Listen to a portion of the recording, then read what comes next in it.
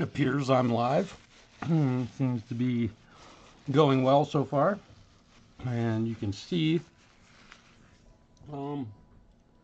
exactly what I have on my hands here. A few details about this particular guitar. This is a very old Gibson. Yes, it's a real Gibson. It's not an Epiphone or some knockoff. It has most of the original parts. And this guitar has had a boatload of work done on it thus far here at my bench. And we'll talk a little bit about that when I get going here on these repairs. And I'm just going to share with you one way. Give me a moment. One way that I go about repairing small holes in most guitars. If you purchase them from Gibson or Fender that have these little divots in them or actual holes, because the fret slots were cut a little too deep, they'll have filled these in a very similar manner that I'm going to do that on this one. Now I want to show you right here in this area of the guitar. There's a pretty big gap there, and that piece of the fingerboard was missing when I received the instrument, and we had to remove the neck from this guitar, and I had cut the this end piece of the fingerboard off so that we could access the neck block, and we found that it was glued with boat glue. We call it boat glue. We'll just call it boat glue, which is waterproof, chisel-proof, dynamite-proof glue. But we're still able to get this neck off of this guitar with a boatload of work, no pun intended. So I'm going to fill this little area right here with a similar, with the same material that I'm using to fill these small holes. So hopefully you can see that. Hopefully my camera guy is keeping up with me today. And we're going to go along this whole fingerboard and do that on every fret where we have a little gap there. We'll get going on that. Let's see. Hey Charlie, how you doing, man? Good to see you. Thanks for popping in today. I appreciate it. I hope you're doing well. I know you've been through a lot in the recent month, and I am still thinking about you every day, man. I hope you're doing well. You need to come on to, it would be cool to have you come on to Jamland one of these days. I haven't done any broadcasts because I've been too busy doing gigs, actually playing live lately. So I'm really glad to see you and hope you're doing well. And also, as with most broadcasts that I do, being a type 1 diabetic, it is imperative that my blood glucose that I have to manage every day, all day long, 24/7, 365, has to be low right now. So I'm eating a little bit of Skittles right now, so forgive me for eating in front of you. You're very welcome, Charlie. I won't share what's going on. I think that's your personal information, and I've just really been thinking about you, man. I can only imagine. But I've watched a couple of your live streams. I don't comment a lot because I've kind of had to learn to zip my lip in a lot of cases. Because sometimes I get my sense of humor isn't read by others in the same way that I think it's funny. So, Hey Joey, can you help me? now, also having these rubber gloves on is very helpful because I can go over these ends of these frets and feel some that are still a little bit proud. I'm not worried about messing with the finish here because that will get repaired also. But today we're just going to fill these holes, much like a guitar manufacturer, Gibson or Fender, would do. And these rubber gloves really help me feel any of these that are proud of the surface to get that metal down. And usually it's just a tiny little touch just like that, and a problem solved. Now, the next thing I'm going to do is go along here, and ones like this that kind of have this hole filled, I'm just going to make sure that I get any dirt or guck that might hold up the material that I'm going to use to fill this from sticking and being permanent, because the amount of work that I've done on this guitar, if I do anything, we'll just call it half-assed. If I do anything that way, in that manner, it won't be do justice to the amount of work that's gone into this guitar. And if you knew everything that I did on this thing, it's astonishing. Also, you'll notice that there are some really big dings in this fingerboard, or on the heel of this neck. This repair was done by someone else, so I can't claim the shoddy workmanship on this portion of it. I'm still trying to decide whether I should smooth that out or leave it as is. That's something that will be one of the last things I do on this, because this is going to be a lot of work. And the guitar is actually dang near ready for strings. So let's just get started on the repair and filling. Oh, I want to flip this over real quick. Let's flip this over so we can look at the other side of the fingerboard. Take a look at this. Got a little bit of discoloration there, and I have sanded down. You can kind of see these rough. Oops, sorry. See these kind of rough edge areas here. Where I've sanded this down, and I filled a little gap right there in the heel of the neck. I think you can probably see that. So that was a fill that I did, and I did a good job. These ones feel really nice, and I will polish these a little bit more. The edges of this, I'll go over that, but I've cleaned the fingerboard and made sure that the material I use to fill these gaps, these holes, will have a nice solid material to stick to, because we don't want these little plugs to pop out of here. I'm just calling them plugs, kind of lack of a better way name to call them, I suppose. Let me check this.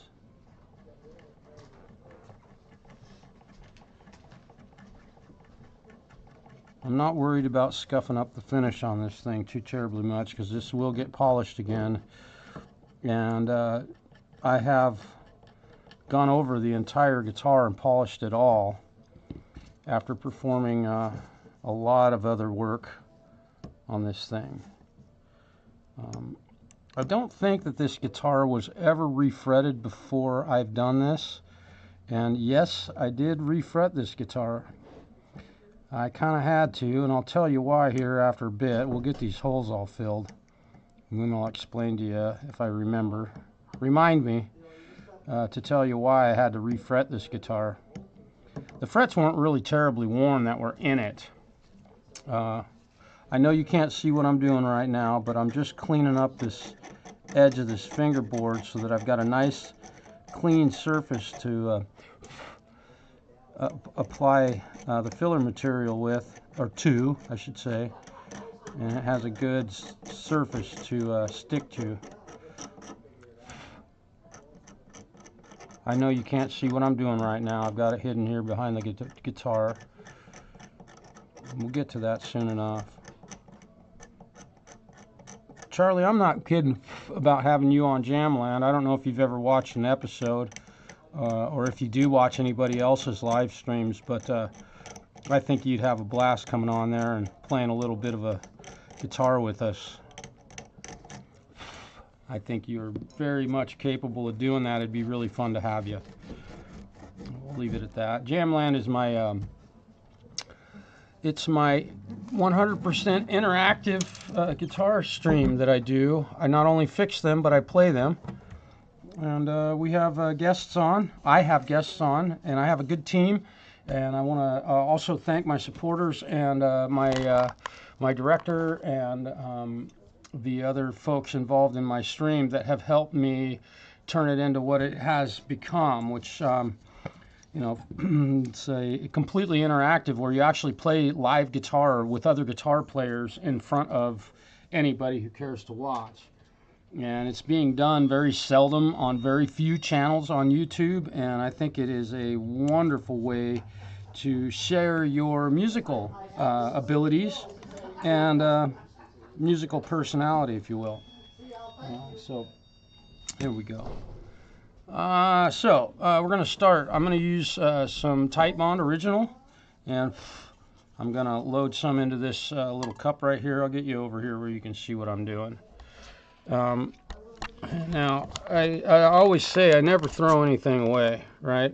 I never throw anything away. Even this little old plastic junky end pin has helped me do repair work on this guitar in particular.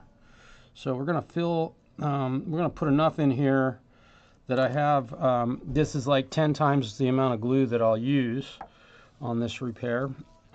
But stuff I never throw away is wood dust. And I took a lot of wood dust off of this guitar, and this wood dust is actually from the fingerboard on this guitar. And so I'm going to put some of this wood dust, a couple of different colors here. I just added some from this neck to other rosewood dust that I already had in this little container here. As you can see, there's a discoloration. There's like some dark and some light. So I'm getting a good blend of those because we're just filling these tiny little holes, and I want it to look as natural as possible. That's why I do that, and that's why I never throw wood dust away. So we're going to get this in here. This will help give it some texture and help when I sand it down to make it fill that gap and look a little bit more like wood than it would if I didn't use wood dust. And we'll do one final little movement on that about the time I'm getting done with this. And so I need a bunch more wood dust in here. So we're gonna, I don't like to dump the wood dust into this because you can really dump a lot of that in there and mess up your glue. We want it to be kind of like a paste almost. And again, I'm only suggesting ways to repair stuff like this. This is not the only way to do this. And I am interested in any comments or suggestions as to other things you might do to perform the same task. I'm really interested in how other people would do this. I certainly don't know everything, and I'm always willing to learn. Always. So hopefully you can see what I'm up to here. I think I'm going to go, that's looking pretty darn good. Now I'd like to darken it up a little bit more, so I am going to set this down right here, and I'm going to put one drop, thus the gloves, because you get this stuff on you, you're going to be brown for a while. So I'm going to try and put way too much in there, but actually that might not be too bad because we want it almost black in color. So I'm using some dye here to get this to match the color of the wood on the fingerboard. It certainly won't be exact, but it'll be awful close. I think I'm getting pretty darn close to accomplishing my goal here. It might be a little bit too dark, but we'll start with this. And if it doesn't match perfectly, that is all right. These are tiny little gaps that we're filling. And let's see. There we go. Again, I want to say thank you to Mr. Quentin James for his service to the community. He's a really funny guy and a great channel, great guitar player, and he has a wonderful sense of humor. And I hope you all will go over to his channel and subscribe. I really miss the dude. Haven't seen him for a while. Alright, I think I'm going to go ahead and put a little bit more dust in here. I don't quite have this thick enough. There's a certain consistency I like, and I don't have a ton of time because the wood glue will start to harden. I only have about 10 minutes with this, if that, to have it working before it hardens to a point that it won't be real easy to work with. So I'm getting really close here. Okay. So there's that. You got to take your time doing this stuff. Don't hurry.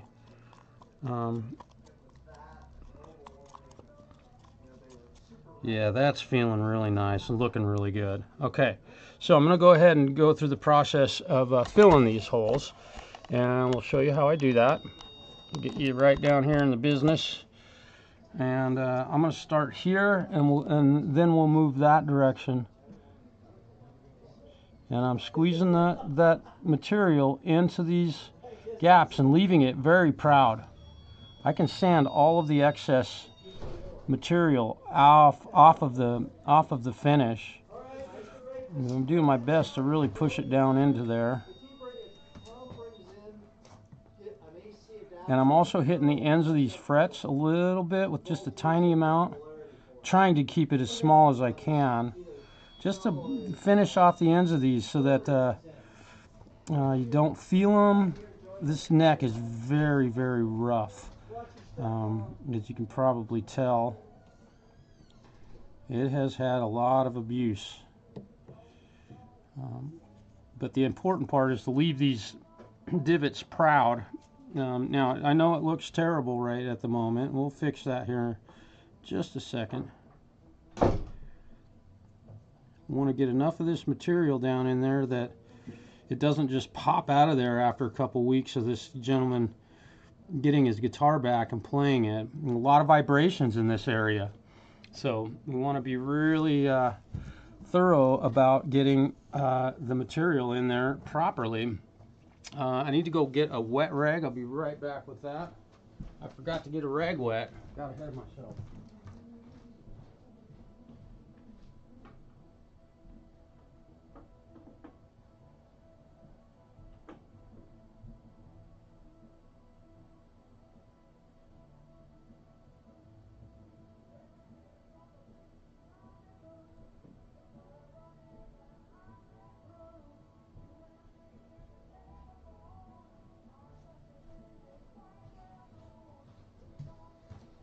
And one thing I really love about Titebond glue is how water soluble it is.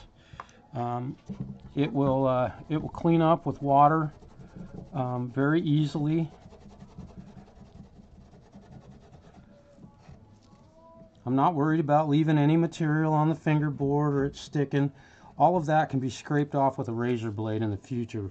We just want to make sure to get enough material on these holes to fill them adequately.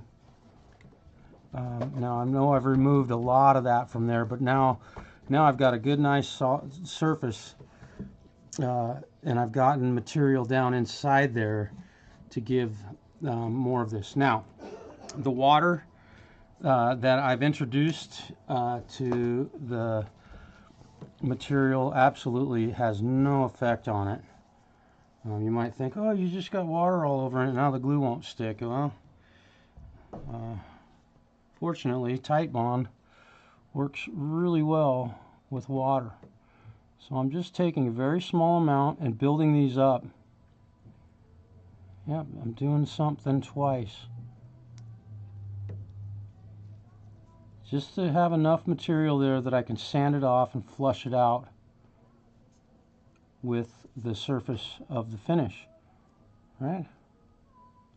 And the color match is really nice. I'm really proud of that. It'll probably lighten up a little bit when it dries. I don't know with this. You don't always know. So And then I got to get to the other side here as quickly as I can so I don't have to mix up a bunch more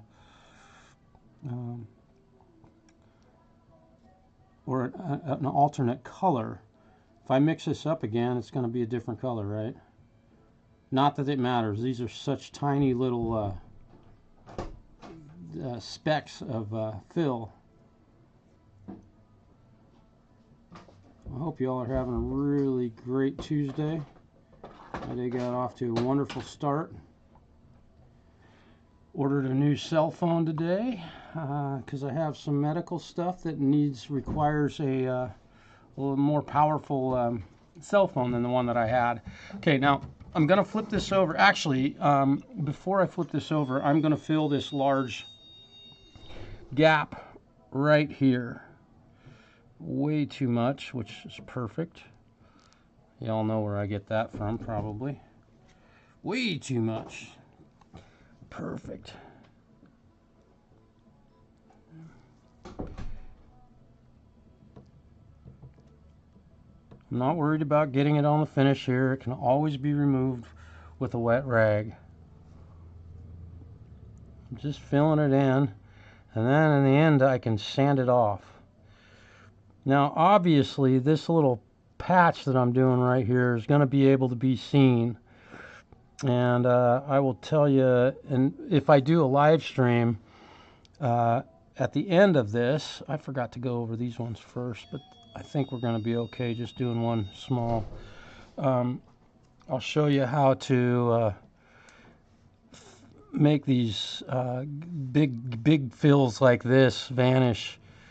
It works on part of the reason I'm pretty affluent with this sort of repairs because I've done hardwood floors in the past.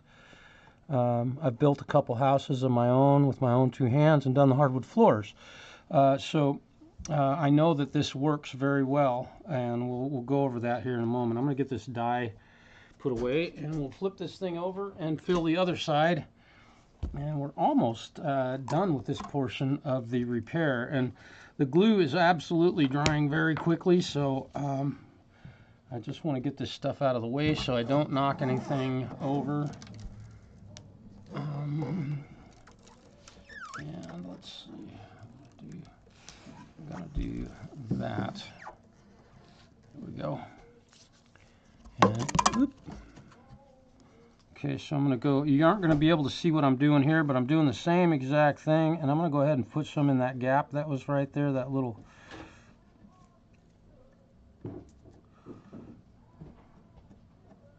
I'm just kind of pushing it down into there to get it to penetrate into those cracks. I don't want it just on the surface. Important to get it down in there so that it won't just pop out of there quickly, which can happen. Again, I'm going over the ends of these frets, which will all get dressed up in the end. I'm not going to leave it looking nasty. I don't want to see any of the underside of those frets. Some of them, after doing this fret level crown, some of them did not penetrate all the way down into the slots. I had to pull a few of these frets out after putting them in, just due to the wear and tear that's been done on this. I couldn't get them to sink fully into their slots and ended up having to cut a couple of these a second time. I know you can't see what I'm doing right now, but we're getting there. And this putty is, I'm going to call it putty from here on out. This putty is really doing a great job. It's staying moist for me. I said it. I said moist. Again, I'm going to go over this with my rag, clean it up a little bit. Now I've got some good fill in there, and we'll go over it one more time. I can see that all of those slots are now full of the putty. Pretty cool to do this. This old guitar has really been through the ringer, but the guy that owns it wants it back. And yes, he could have saved a lot of money by going out and buying a new guitar, and I ain't kidding. The amount it's going to cost for me to do all of this work is pretty extreme, but this is his baby, and as you all know, your favorite guitar, you don't just throw it away because it gets broken a little bit. Unfortunately, this thing got broken a lot. It's kind of sad the shape it was in when it came in, but he wants me to fix it, so here we are. And the hours that I have into fixing what was wrong with this guitar to begin with is pretty extreme. Got a little piece of hair, something in there. Again, I'm just going over these one more time to make sure that all of the little divots, the putty is proud of the surface. And I'll wipe that off. Got some hair or something in it.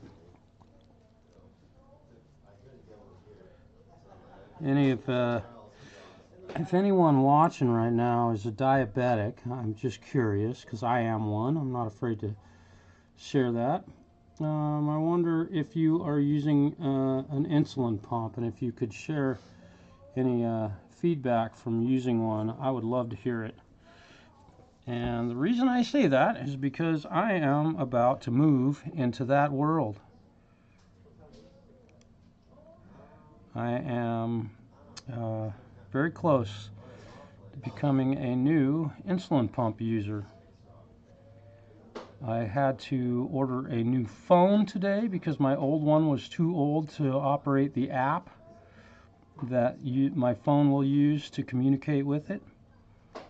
And I am so excited to have that because it's dang near getting a pancreas transplant.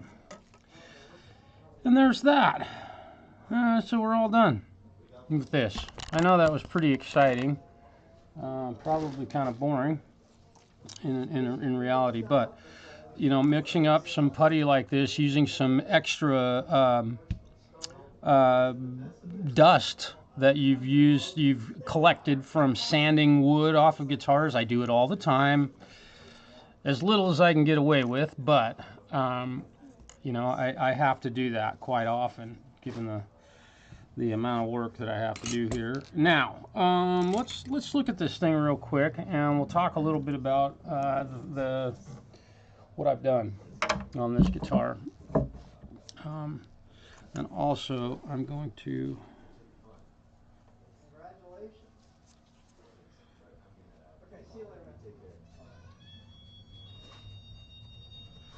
Yeah, that's going to be a good match, I think. I think this is going to look really nice when it's all said and done. The color match is really good.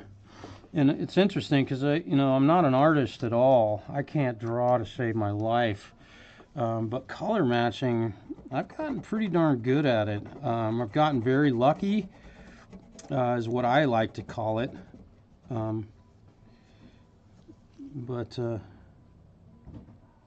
we go. Yeah, you can see where I've filled this gap right here. The color match is almost perfect. I'm hoping that the color doesn't change a whole lot as the glue dries. And again, I'm not worried about leaving any clumps or chunks or anything like that sticking out. It'll all be sanded off smooth. And this little excessive spot here will definitely get sanded down, scraped down with a razor blade and leveled off, and hopefully you won't even see it. That's the hope. And if you do see a little bit of it, well, it's personality is what I like to call it. A little bit of personality never hurt anything, right?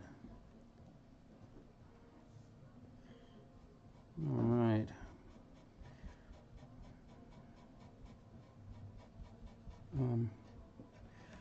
I have a new friend, sort of, as a friend of a friend, who is going through some pretty remarkable health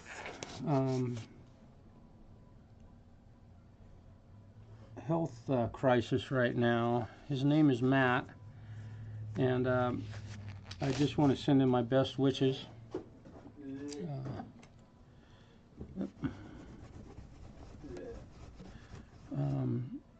And I hope to meet him for real soon. Haven't actually had an opportunity to talk with him. I have a couple mutual friends that did a fundraiser or are doing a fundraiser for him fairly soon. So I want to send him my best wishes.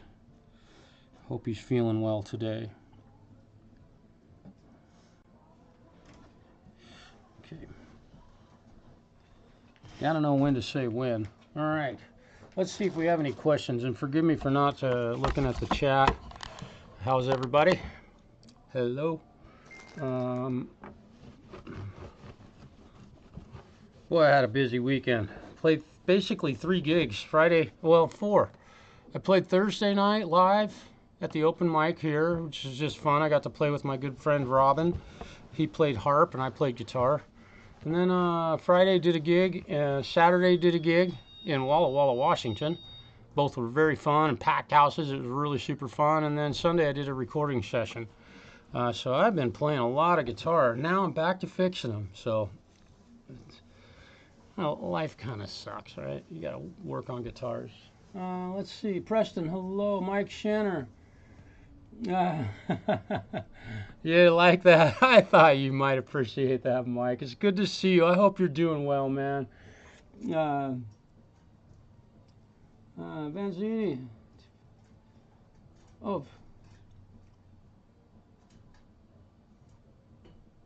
Oh, yeah. Okay. I got you. Vanzini, that's great to hear. Yeah. I am not that guy. I am very disciplined about eating. And you know, another cool thing, just health-wise that I've had. I mean, I'm not afraid to share things about my health because hopefully it'll help others. Just like these videos, we're repairing a guitar. If you got something like that showing up on your Les Paul or something, go ahead and mix up a little glue and fill it up. All this is cosmetic, more or less.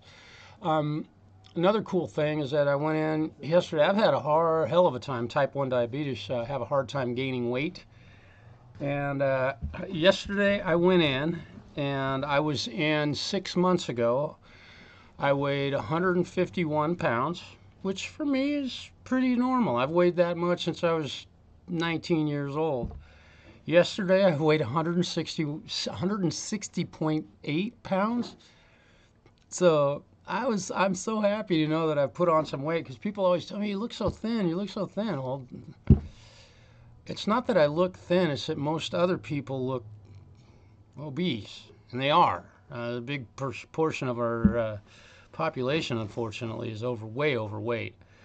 So I think that and that is absolutely no body shaming in that. It's just kind of funny that people are insulted when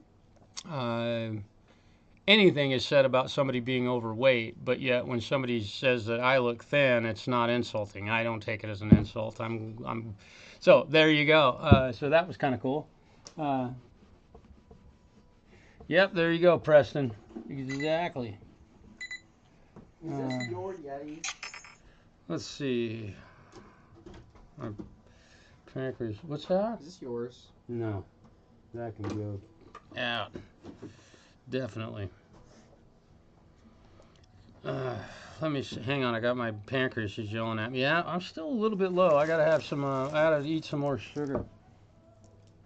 Double standards. Exactly. You're exactly right. You know, if you take really good care of your health and you eat right, you know, you're built kind of smaller than 90% of the other people. I don't know what percentage of our population, of the world's population, is obese. If you look at a photograph from like Skunk Works, let's say from 1950, and then you look at the one from today, the same number of people weigh 2 to 3 times what the same number of people weighed back in 1950. It's pretty sad. And it's very unhealthy, unfortunately, and we're all paying for that with our healthcare costs. So, but that's not what this video is about. I'm very careful about what I eat. You have to be, or you feel terrible. Hi, Camellia. Welcome. Good to see you. Okay. So let's take a look at this project, and believe me. So, this guitar is a Gibson Blue Ridge Custom. Not 100% certain of the year of manufacture, but we think it's 1970, 71 maybe, 72. So it's about the same age as me. This thing had been broken, snapped, neck broken. Somebody glued it back in here with boat glue. I've mentioned that multiple times when I've done live streams about this guitar. And this thing has been here close to a year, maybe longer than a year. So I had to reset the neck on this thing. And one of the reasons I had so much rosewood dust was because this neck was twisted beyond belief. It was twisted. And I'll just show you down here, from this point to this point, this was approximately a 1/16 inch higher twisted this direction up than right here where it meets the body.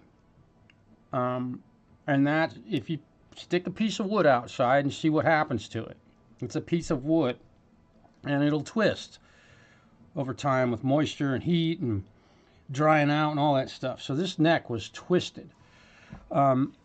So that big jug of rosewood, and I did sand some more off just to kind of get a little bit of color variation. I've got little chunks of rosewood around my shop here, just kind of filler pieces and things. I ended up using this sanding block. You can take a look at this. Yeah, this one, to remove the twist in this neck.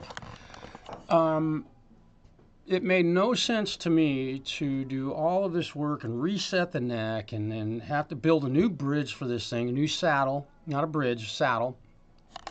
Build a new nut for it and leave the twist in it, which I probably could have, and the guitar would have been playable for cowboy chords, you know, down below the 5th fret. Anything above that would have been hard to get to. Knowing how twisted necks affect string action throughout the entirety of the neck.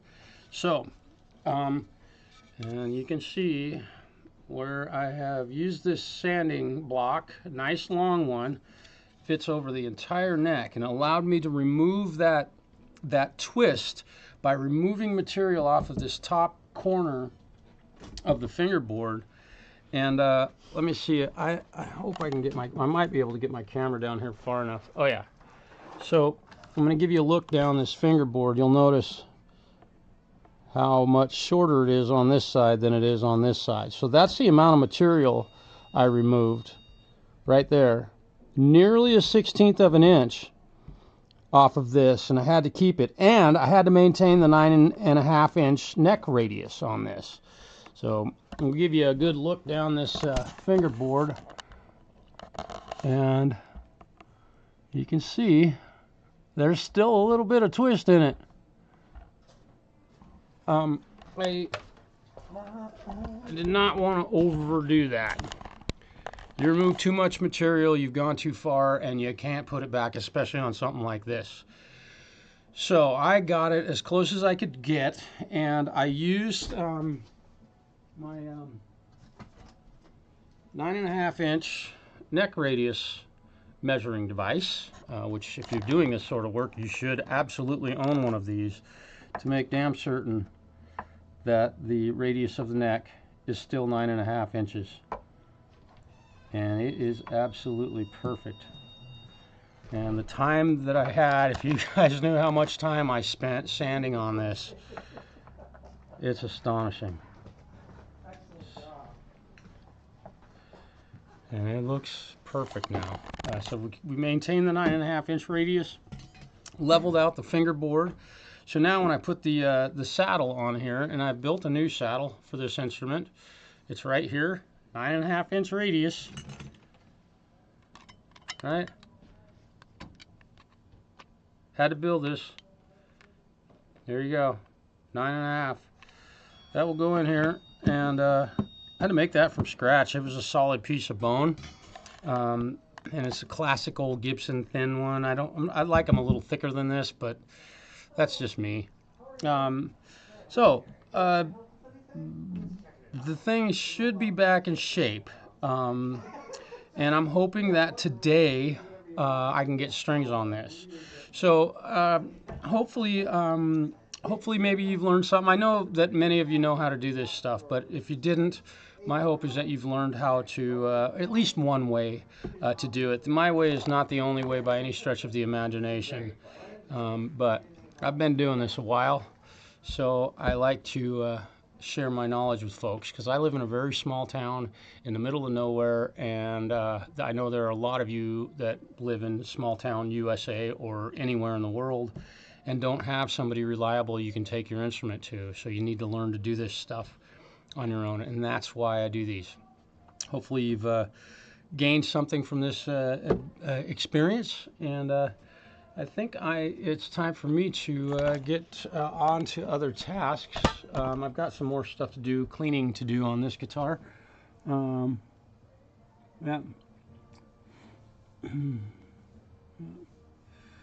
It'd be next. Twisted, yeah. Yeah, twists and necks are kind of tough, man. That's a bummer when that happens. But it happens a lot. There's so many necks that I see that are twisted. Until you pull all the frets off of it, there's not a whole lot you can do. You can pull the fingerboard off and level the neck itself. This one, I didn't feel that was an appropriate solve. The fingerboard had already been cut at the 14th fret, cut off. I didn't have a way to really, just explaining to you why I did what I did, I didn't really have a good way to, what would I say, remove the twist from the entire length of it, because one piece was actually missing. So I couldn't do that. There you go, guys. Hopefully you guys have a great day. I have other stuff to get to, and peace, and we'll see you all very soon. I appreciate the question and comments, and again, thank you to my support group that helps me with my channel, and your very generous financial contributions. Hang in there for another Jamland. I don't have one scheduled yet. Hard to find guys to play live on the internet. So if you know people who play and that are at a level, let them know about me and have them contact me. My email address is readily available in my About page, and also you can email me at jamland@usa.com. There you go. All right, you guys, have a great day.